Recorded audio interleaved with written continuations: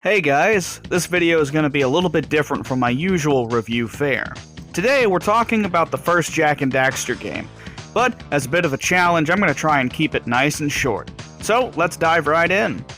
Naughty Dog, the guys who made Crash Bandicoot, created a new IP with their 2001 PS2 platformer Jak and Daxter: The Precursor Legacy.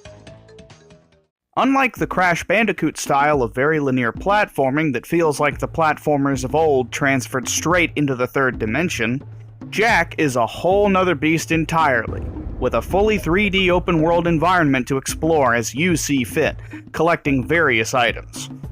Each area has a set number of precursor orbs to find, as well as 7 boxes that contain scout flies, and a number of quests that allow you to earn power cells, which allow you to progress throughout the game.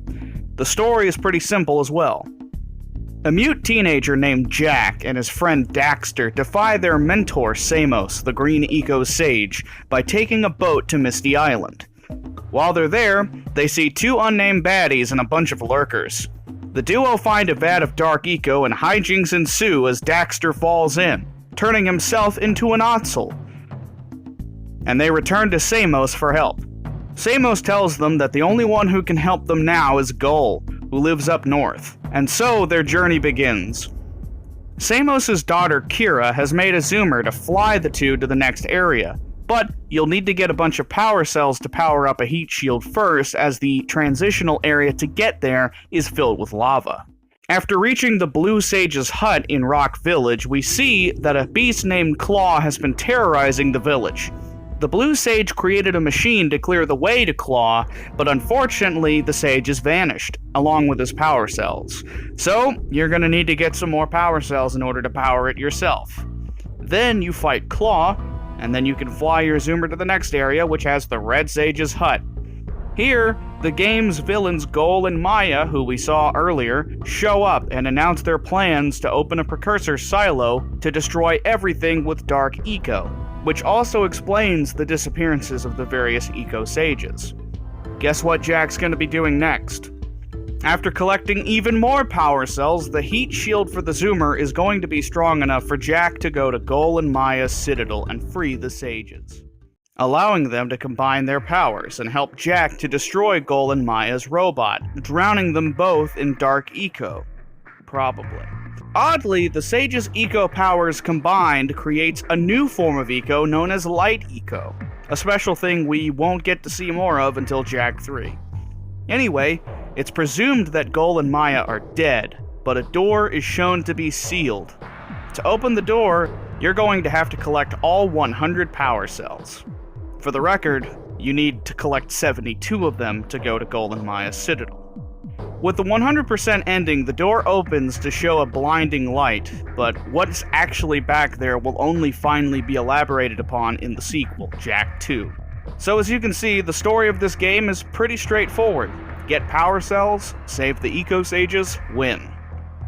How does the game itself work? The platforming is smooth. Jak can run, punch, kick, uppercut, roll, and climb, giving plenty of fun tasks to do within the game world.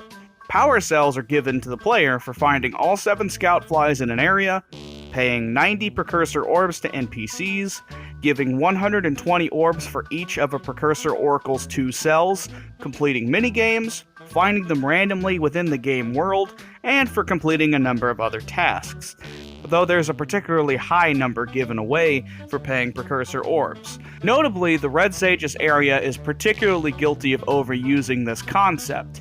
6 cells can be acquired here. A pair of miners have 4 power cells that they're willing to give you for 90 precursor orbs each, and one of the precursor oracles is also found here, allowing you to pay 120 orbs to it each to get 1 power cell. As a result, sometimes what the game wants you to do can get a bit repetitive. There's also sections of the game where Jak pilots his zoomer or rides a bird creature known as a Flut, which are also decently fun, but they're very brief and they're only a small fragment of the gameplay. In addition to the precursor orbs and power cells, in the gameplay there are various types of eco for Jak to collect. Green eco is collected to restore Jak's health, which can take 3 hits. 50 pieces restores a sliver of his health, and when he's at full health, holding 50 pieces will cause Jak to automatically heal back to 3 slivers of health instead of dropping to 2 on a hit. Blue Eco makes Jak run really fast, activates Precursor technology like doors, and causes Eco and orbs to float towards him. Yellow Eco lets him shoot fireballs, and Red Eco allows him to hit really hard. Light Eco is also present, as I've established before, but only for a cutscene. The interesting thing about the game is that it's a fully open world where players can explore with no loading screens at all to break up the action, which is an impressive feat for a game from 2001. The game hides having to load by using elevators and other such smoke and mirrors, but never blatantly shows a loading screen, which I can definitely respect.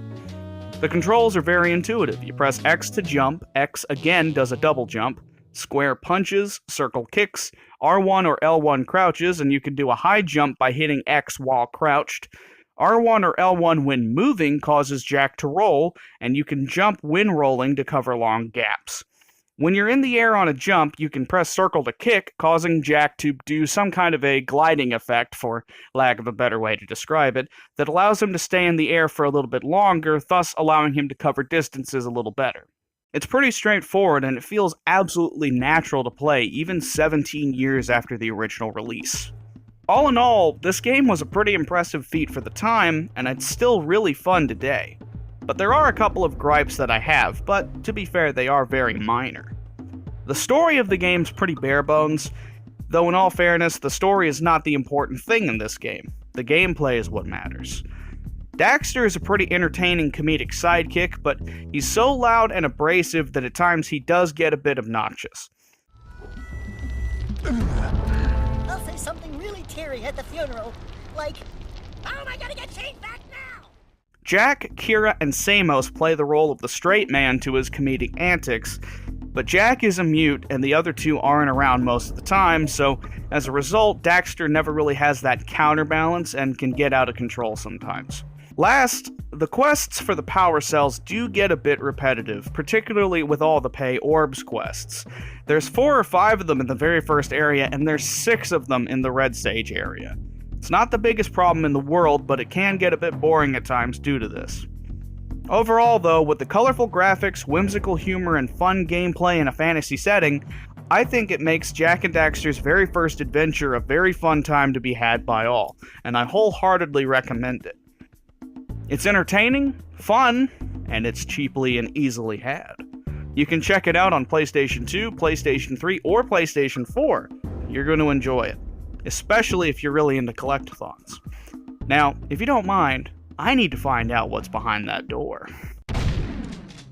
Videos like these are made possible using information, pictures, and video footage from these locations and others, so check them out and give them your support.